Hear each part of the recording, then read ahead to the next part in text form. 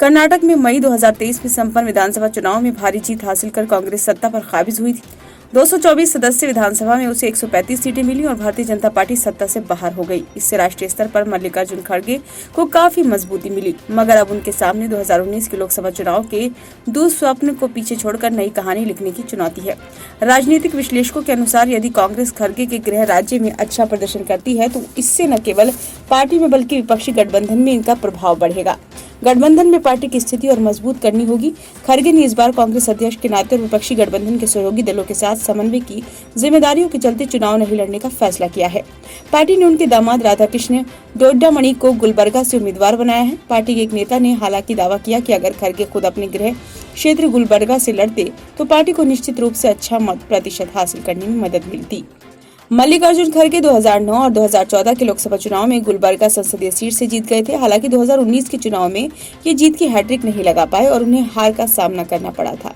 तब भाजपा के doctor Umesh ji Jadhav 6,20,000 vote लेकर जीते थे। खड़गे को 5,24,000 वोट मिले थे। राजनीतिक विश्लेषकों के मुताबिक राज्य में पिछले विधानसभा चुनाव से कुछ दिन पहले कांग्रेस अध्यक्ष खड़गे ने मतदाताओं से भावनात्मक अपील की थी। उन्होंने लोगों से आह्वान किया था कि कर्नाटक के भूमिपुत्र के रूप में उनके कांग्रेस अध्यक्ष बनने पर लोगों को गर्व होना चाहिए। उस समय खड़गे को पार्टी के भीतर गुटबाजी को थामने का श्रेय दिया गया था। दरअसल तब पार्टी में सीएम सिद्धरामैया और उप मुख्यमंत्री डीके शिवकुमार और गुट आमने सामने थे।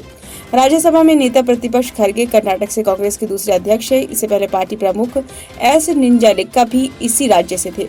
खड़गे पार्टी अध्यक्ष के रूप में जगजीवन राम के बाद दलित समुदाय के दूसरे नेता हैं।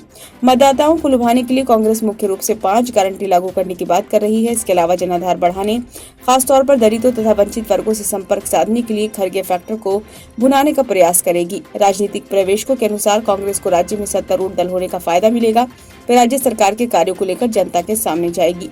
सूत्रों के अनुसार खड़गे इस बार इस चुनाव की तरह प्रचार नहीं कर पा रहे हैं क्योंकि उन्हें देश भर में पार्टी उम्मीदवारों के लिए प्रचार करना होगा और लंबी यात्राएं करनी होंगी।